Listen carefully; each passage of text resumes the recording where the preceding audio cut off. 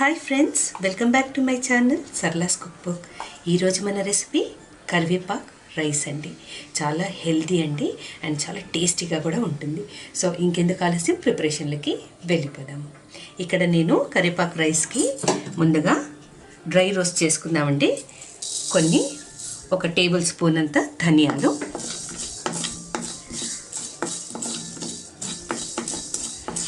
నేను ఇప్పుడు మీకు చూపించే ఈ పౌడర్ మనము ప్రిజర్వ్ కూడా చేసుకోవచ్చండి.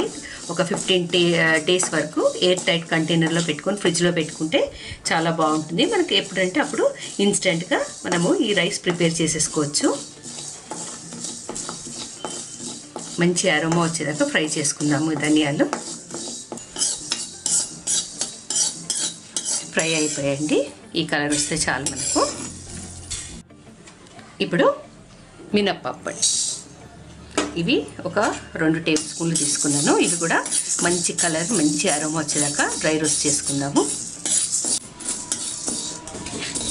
ఇప్పుడు ఇవి కూడా లైట్గా కలర్ వచ్చేసాయండి, తీసేసుకుందాము.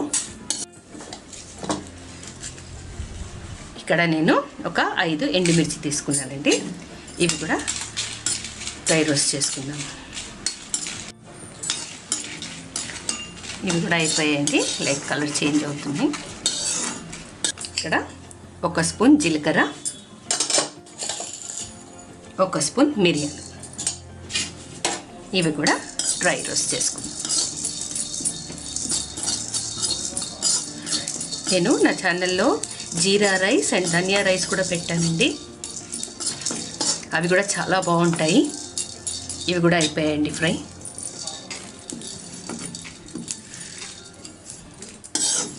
అన్నీ అప్పటికప్పుడు ఇన్స్టెంట్గా ప్రిపేర్ చేసేసుకోవచ్చు. జీరా రైస్, ధనియా రైస్, ఈ కరివేపాకు రైస్, ఈ పౌడర్ రెడీగా ఉంటే చాలు మనకు. ఇప్పుడు 1 కప్పు కరివేపాకు కడిగి కొంచెం ఆరబెట్టుకున్నానండి. కరివేపాకు నేను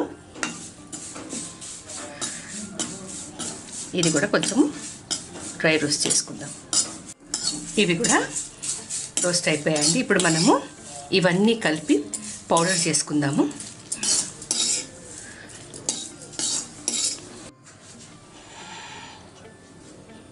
ఓకే ఫ్రెండ్స్, ఇలా పౌడర్ చేసుకున్నాను. ఇప్పుడు మనము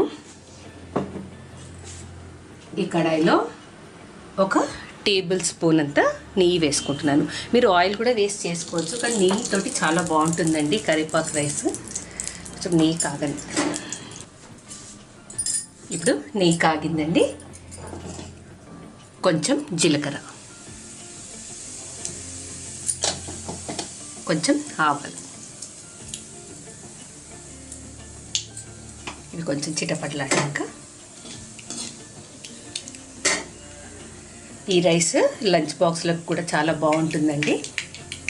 ఇప్పుడు కొద్దిగా 1 టేబుల్ స్పూన్ అంత పల్లీలు, 1 టీ స్పూన్ అంత శనగపప్పు, పచ్చిశనగపప్పు, ఇవి మంచిగా ఫ్రై చేసుకుందాము. ఇప్పుడు కొంచెం కాజు, కొంచెం ఇంగువ వేసుకుందాం.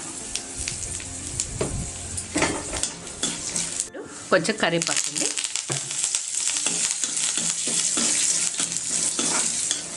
ఇవన్నీ ఫ్రై అయిపోయి గ్యాస్ ఆఫ్ చేసేసాను. 2 టేబుల్ స్పూన్స్ మనం ప్రిపేర్ చేసుకున్న పౌడర్,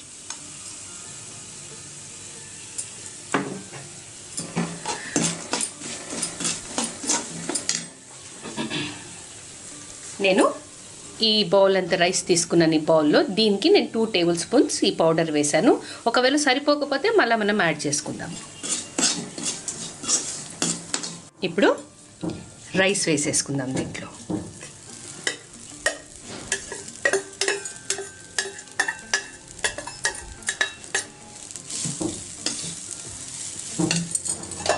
ఇప్పుడు మళ్ళీ గ్యాస్ ఆన్ చేసుకుందాము.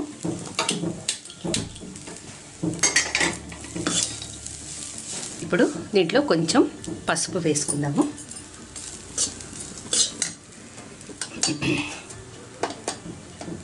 ఒక టీ స్పూన్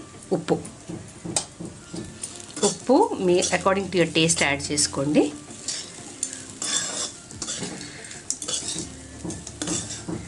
బాగా కలిసేటట్టుగా కలుపుకోవాలి. రైస్ మొత్తము, ఈ పౌడర్ మొత్తం రైస్లో కలిసిపోవాలండి.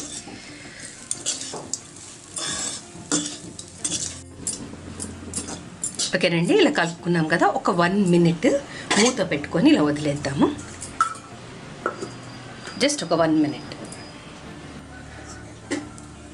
ఓకే ఫ్రెండ్స్, 1 మినిట్ అయిపోయింది. మన కరివేపాకు రైస్ రెడీ అయిపోయింది. గ్యాస్ ఆఫ్ చేసేసుకొని ఒక స్పూన్ లైమ్ జ్యూస్.